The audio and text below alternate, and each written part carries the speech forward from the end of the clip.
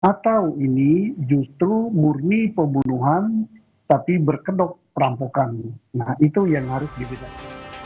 Bertemu kembali, polisi masih menyelidiki dugaan pembunuhan dalam kasus perampokan pasangan suami istri di Bekasi, Jawa Barat yang menewaskan satu orang. Polisi masih mengumpulkan sekaligus mengidentifikasi sejumlah bukti dari rumah korban untuk mencari pelaku perampokan dengan penganiayaan yang menewaskan Ermanto Usman dan melukai istrinya. Sementara terkait dugaan pembunuhan dan bukan perampokan yang diyakini keluarga korban, polisi juga masih mencari bukti. Polisi terbuka terhadap informasi dari masyarakat.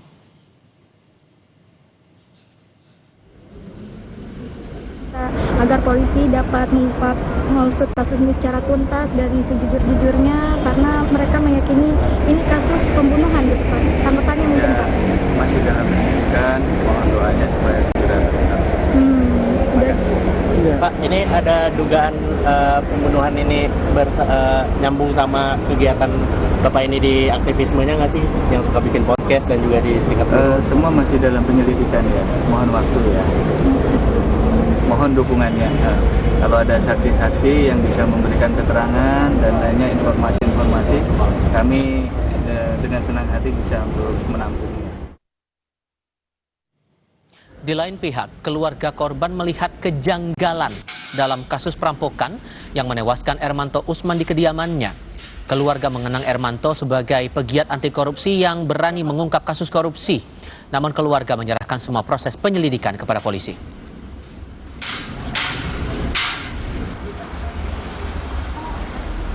Minta kepada tentunya media untuk mengawal kasus ini, karena sebagaimana diketahui ini korban almarhum ini adalah pegiat anti korupsi. Dia adalah pegiat anti korupsi, namun sepenuhnya tentunya keluarga kami tidak dalam kapasitas untuk menyatakan apakah ini perampokan, memang apakah pembunuhan berencana. Ini domainnya polisi, ya kami silakan nanti ya tanyakan ke pihak penyidik ya, termasuk hasil otopsinya kami juga nggak dapat, itu semuanya menjadi kewenangan daripada kepolisian. Polisi mengumpulkan sejumlah bukti dugaan perampokan yang menewaskan Ermanto Usman, pensiunan PT Jakarta International Container Terminal. Ermanto Usman ditemukan tewas di atas kasurnya, sementara sang istri kritis karena luka berat akibat penganiayaan. Polisi mencari jejak pelaku dengan memeriksa sidik jari pada spray korban yang bersimbah darah, jendela kaca yang pecah, hingga jejak kaki yang ada pada dinding rumah. Keluarga meyakini peristiwa ini bukan perampokan murni, melainkan pembunuhan karena tidak banyak barang korban yang hilang. Anak korban tahu Ermanto Usman sosok yang kritis dalam pekerjaannya karena ia kerap berusaha membela pekerja yang mendapat ketidakadilan.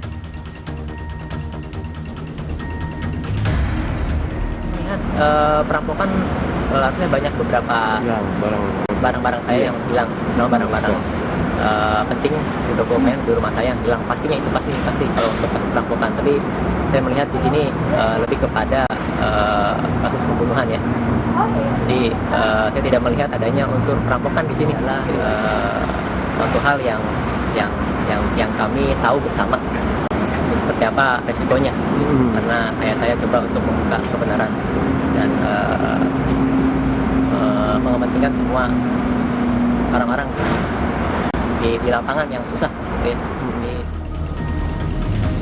Polisi menyebut tidak ada CCTV yang merekam saat peristiwa terjadi, sehingga polisi harus mengumpulkan jejak DNA hingga sidik jari pelaku dari tempat olah kejadian perkara. CCTV sendiri kami baru temukan itu yang terpasang di tetangga korban pas di sebelahnya.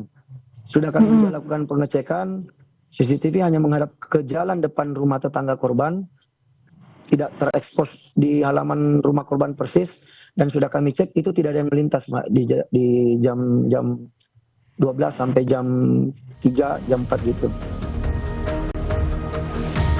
Semasa hidup Ermanto Usman dikenal sebagai sosok yang aktif di kalangan buruh pelabuhan. Setelah pensiun, almarhum pun aktif berbicara di sejumlah podcast soal sejumlah isu lingkungan di pelabuhan. Tim Liputan, Kompas TV.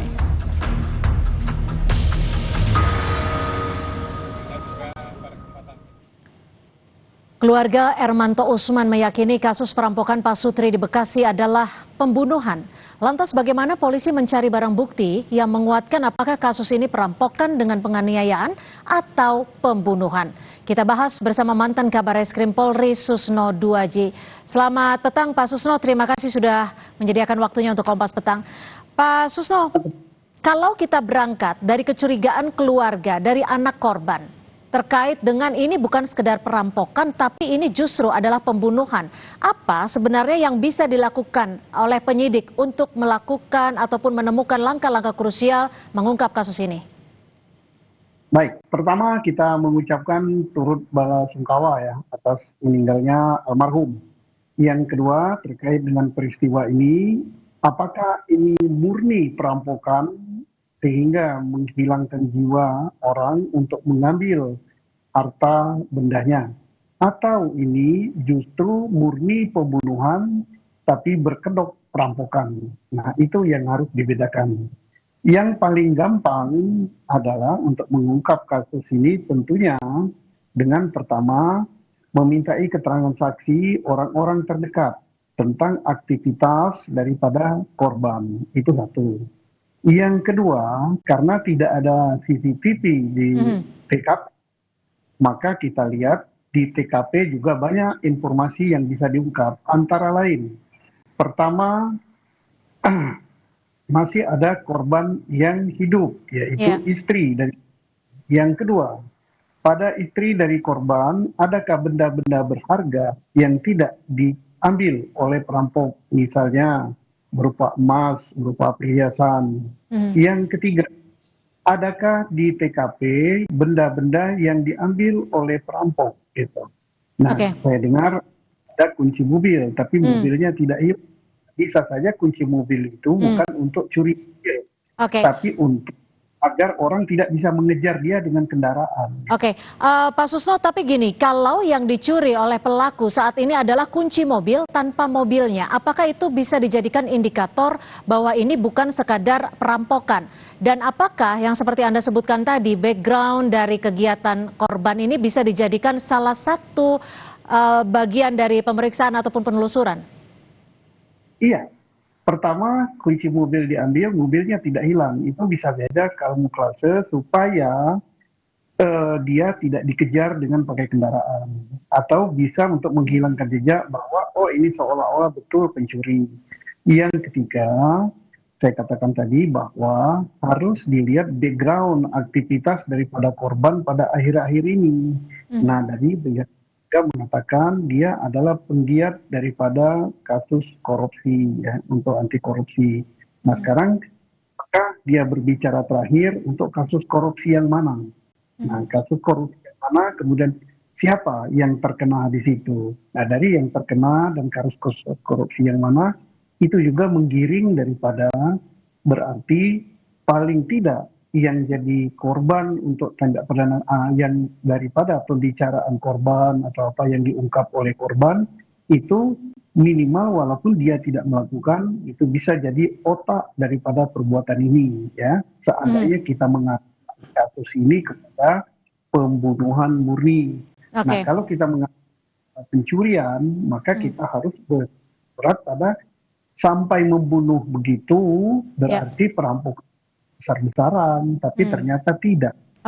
Pak Susno, lalu metode apa yang paling tepat bisa dilakukan penyidik untuk benar-benar mengungkap dan memastikan kasus ini? Dan apa biasanya kesalahan-kesalahan fatal yang menyulitkan penyidik untuk mengungkap kasus ini? Baik, pertama kita berbicara untuk mengungkap ini, tentunya kita harus cari alat bukti saintifik. Alat bukti saintifik itu apa? Pertama, sidik jari di sekitar situ.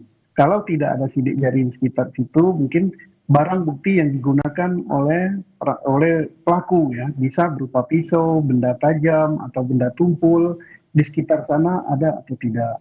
Ketiga, sisa-sisa yang ditinggalkan oleh korban di sekitar TKP. Mungkin yang sangat halus atau sangat kecil gitu, tidak ada, itu bisa juga dicari dari DNA ya, diambil DNA sekitar sana. Nanti kalau ada orang yang dicurigai ya, sebagai tersangka, maka DNA-nya dicocokkan dengan yang tinggal di TKP gitu. Nah, ini harus dilakukan. Ketiga, ya, di situ memang tidak ada CCTV di rumah korban. Di sekitar rumah korban bukan hanya satu, mungkin ada yang lain. Karena perjalanan dari pelaku pasti mengitari rute area di situ. Nah, itu cocokkan juga CCTV yang lain. Jadi tadi polisi sudah mengatakan akan menerima informasi dari siapapun terhadap kasus ini, termasuk rumah-rumah penduduk yang punya CCTV di situ. Berbicara bahwa kami punya CCTV, silakan untuk dibuka. Oke. Baik, terima kasih Pak Susno Duaji, mantan Kabareskrim Polri, sudah berbagi perspektif di Kompas Petang. Selamat sore Pak Susno. Selamat sore Mbak Cynthia, selamat sore para pemirsa.